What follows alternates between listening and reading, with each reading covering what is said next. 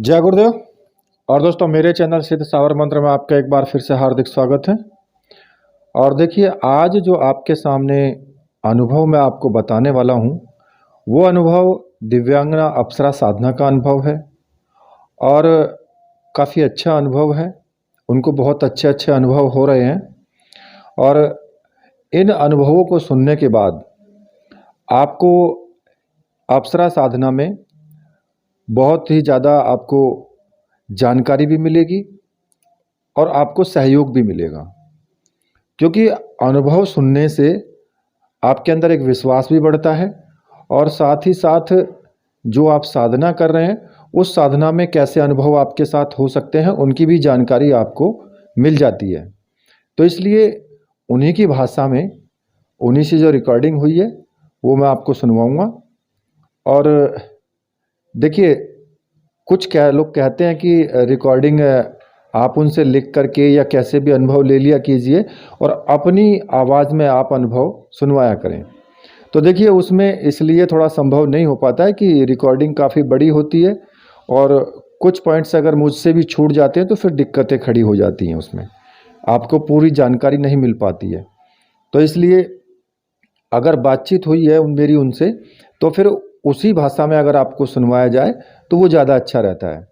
हाँ, वो अलग बात है कि थोड़ा-सा आवाज़ में डिफ़रेंस हो जाता है, लेकिन फिर भी अगर आप अपने मोबाइल की वॉल्यूम को ठीक से थोड़ा साइज़ उसका बड़ा कर देंगे, वॉल्यूम बढ़ा करके रखेंगे, तो फिर आवाज़ आपको ठीक से सुनाई भी देगी। ठीक है? तो फिर आप ये अनुभव सुनिए। प्रणाम श्रद्धेय। मैं प्रोफेसर अरविंद नाथ तिवारी बिहार के बगहा से बोल रहा हूँ। मैं दिव्यांगना अप्सरा के संदर्भ में पहले भी आपसे मार्गदर्शन प्राप्त किया हूँ और आपके मार्गदर्शन के आधार पर मैं अपनी उपासना जारी रखा। कुछ अनुभव आपसे शेयर करना चाह रहा हूँ, मार्गदर्शन प्राप्त करना चाह रहा हूँ। घटना गत वर्ष शारदीय नवरात्र की है। नवरात्र के दिन में मैं उपासना कर रहा था।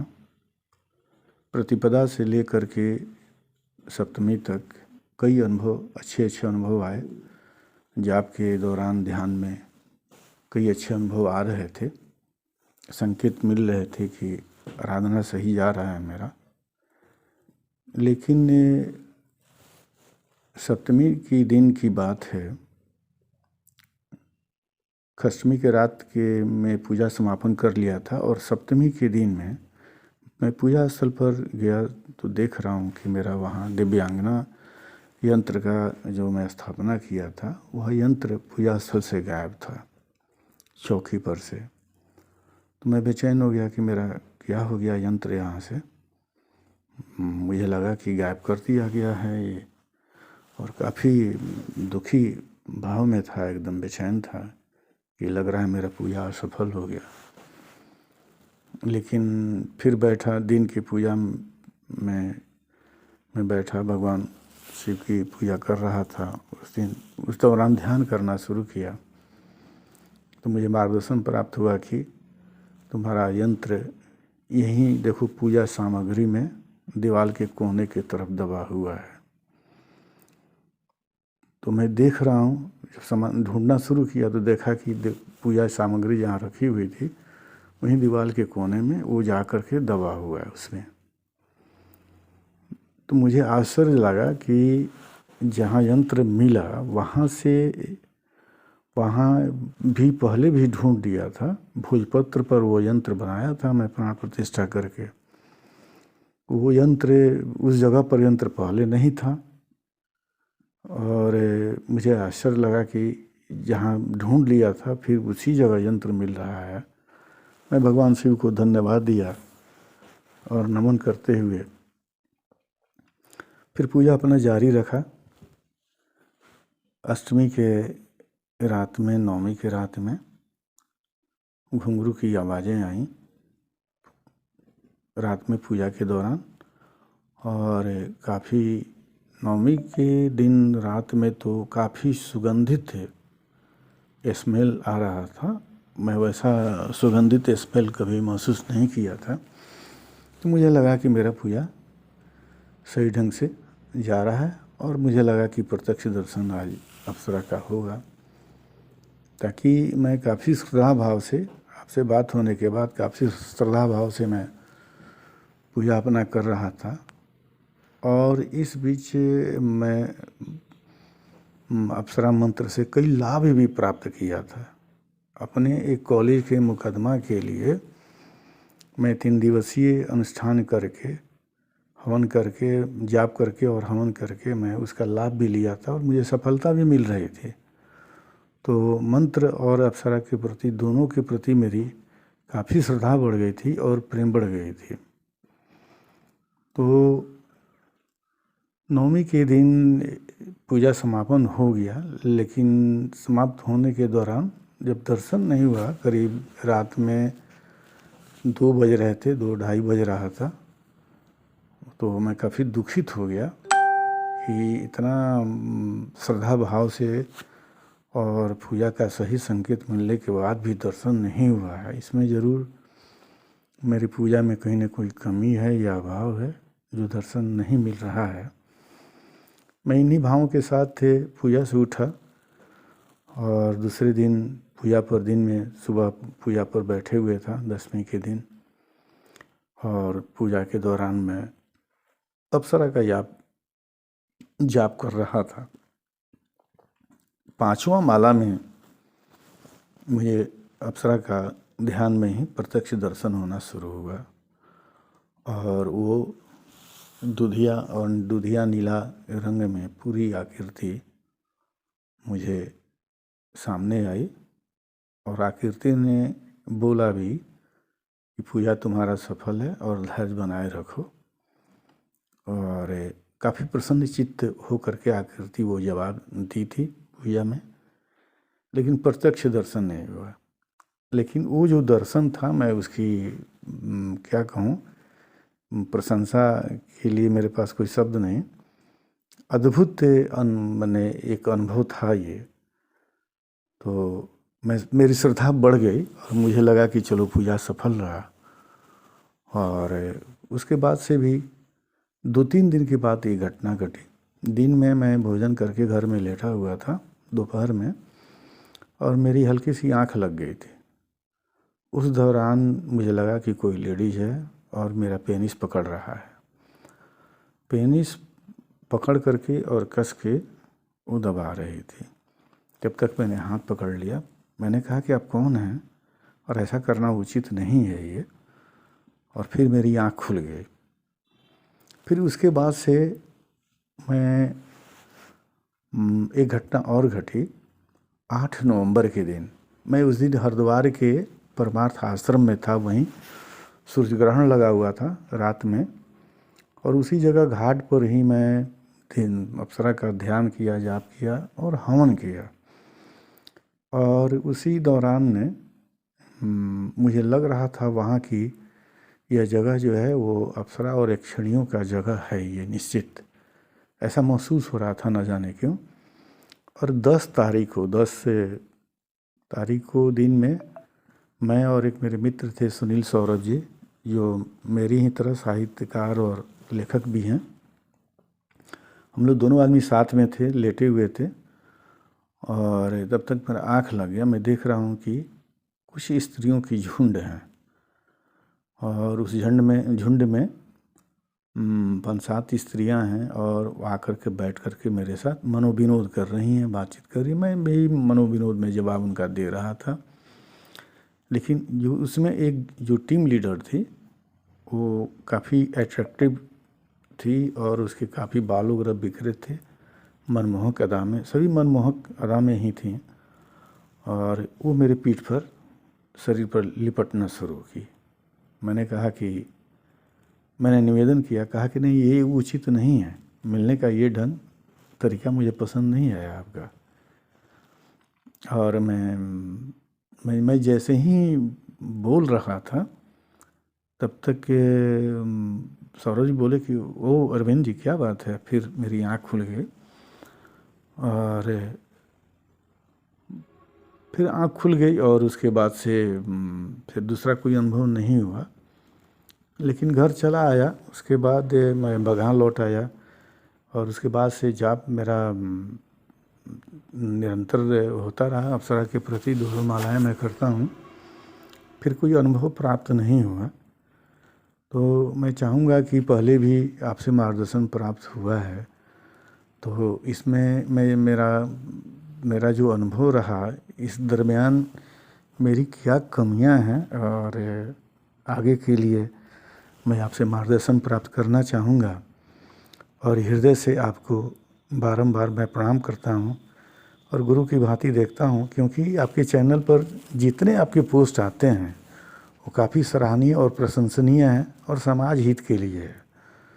और जो काफ़ी हम लोगों ने कभी सुना था या कभी किताबों में पढ़ने को कभी कभार मिल जाता है देखने को, उससे भी बढ़ चढ़ कर के आप पोस्ट करते हैं। उसके लिए मैं आपको हृदय से आभार प्रकट करता हूँ कि जिसका लाभ हम सभी ले रहे हैं, मैं भी ले रहा हूँ। आपके कई मंत्रों की मैं सिद्धि भी प्राप्त किया हूँ। बेहिचक कहने में इस बात की कोई दिक्कत नहीं है और आगे भी आपसे मार्गदर्शन प्राप्त कर रहा हूँ। आपको ढेर सारा प्रणाम और धन्यवाद। श्रद्धेय, मैं आपको पहले भी अपने कई अनुभव शेयर किए हुए हैं और मैं स्वर्ण प्रभा दिव्यांगना यक्षिणी की साधना के संदर्भ में मैं अपना अनुभव शेयर करना चाह रहा हूँ और मार्गदर्शन भी प्राप्त करना चाह रहा हूँ। मैं आपकी यूट्यूब पर देखा था, इस साधना को आप डाले हुए थे और काफ़ी सराहनीय और प्रशंसनीय साधना है। मुझे लगा कि इस साधना को किया जा सकता है। पहले तो यक्षिणी नाम से मैं डरता था कि नहीं, यक्षिणियों की साधना नहीं करनी चाहिए, जैसे अनुभव मिले थे मुझे। लेकिन इसे आपके साधना को डालने के बाद मेरी उत्साह बनी कि नहीं, मैं कर सकता हूँ इसको, लालसा जगी है। और मैं विगत माह में जनवरी 8 जनवरी को विशिष्ट योग था। उस दिन मुझे लग रहा है कि रवि पुष्प योग था और मैं इस दिन साधना किया। पहली रात में साधना सफल भी रही। अप्रत्यक्ष साधना के दौरान आँख मूंदे हुए था, अप्रत्यक्ष ढंग से यक्षिणी की पैर वगैरह मुझे दिखाई पड़े और कई संकेत भी, शुभ संकेत प्राप्त हुए और निर्विघ्न पूजा संपन्न हो गई। मुझे आत्मसंतुष्टि थी कि मेरा पूजा सफल है। भले प्रत्यक्ष दर्शन नहीं हुआ हो, लेकिन मुझे संतुष्टि थी। मैं सोचा कि इसको क्यों ना 2 दिन और बढ़ा दूं। 3 दिवसीय साधना किया। तीनों दिन भी अच्छे अनुभव रहे, अच्छे संकेत, सब शुभ संकेत मिल रहे थे। फिर वे संकेत के आधार पर मुझे लगा कि मैं इसे गुप्त नवरात्र में 9 दिवसीय जो साधना होती है, तो उसमें उस दौरान मैं करना शुरू किया। नवरात्र में पहला दिन निगेटिव चेहरे आए, कई तरह के डरावने चेहरे आए। मैं डरा नहीं, साधना अपना किया। दूसरे दिन के साधना में कुछ निगेटिव संकेत दिखाई पड़े, फिर पॉजिटिव संकेत आने शुरू हो गए। जैसे याक का पेड़ आना, तो ये निगेटिव है, अच्छा नहीं मानते हैं इसको। और फिर उसके बाद से पीपल का पेड़ दिखाई पड़ना, तो ये तो शुभ संकेत है। और कई इस तरह के संकेत आए और तीसरे दिन से सभी शुभ संकेत आने शुरू हो गए। और इस तरह से सप्तमी, अष्टमी, सप्तमी के दिन पूजा में मैं देख रहा हूँ कि समुद्र के किनारे मैं जा रहा हूँ और दृश्य दिखाई पड़ रहा है और नारियल के पेड़ हैं सब वहाँ काफ़ी। और उसी में एक आकृति आई जो पूरे शरीर ढके हुए थी और वो मेरे तरफ देख रही है, मैं देख रहा था। और उसके देखने का जो अंदाज़ था, वो इस ढंग से देखने का अंदाज़ था कि मैं उनकी नज़र पर टिक नहीं पाया। मेरी आंखें झुक गई और इतना मनमोहक था वो हम आपसे क्या कहें। मेरी आंखें टिक नहीं पाई उनकी आँख के सामने। और फिर मेरी नज़रें झुक गई और तब तक फिर वो दृश्य समाप्त हो गया। उसके बाद से फिर पीपल का पेड़ दिखाई पड़ना, गाय का दृश्य दिखाई पड़ना, भूरे रंग की गाय, उजले रंग की गाय सब दिखाई पड़ने शुरू हुए। पूजा समापन हो गया। नवमी के दिन अद्भुत और विशिष्ट साधना थी मेरी उस दिन की। नवमी के रात में मुझे लगा, मैं सोचा कि प्रत्यक्ष दर्शन तो नहीं हुआ यक्षिणी का, फिर भी जाप जारी था मेरा। और जाप के दौरान मैं देखा बच्ची, छोटी बच्ची 6-7 साल की बच्ची की आकृति, और फिर एक युवा स्त्री की, और फिर वृद्ध स्त्री की, इस तरह के चेहरे दिखाई पड़े।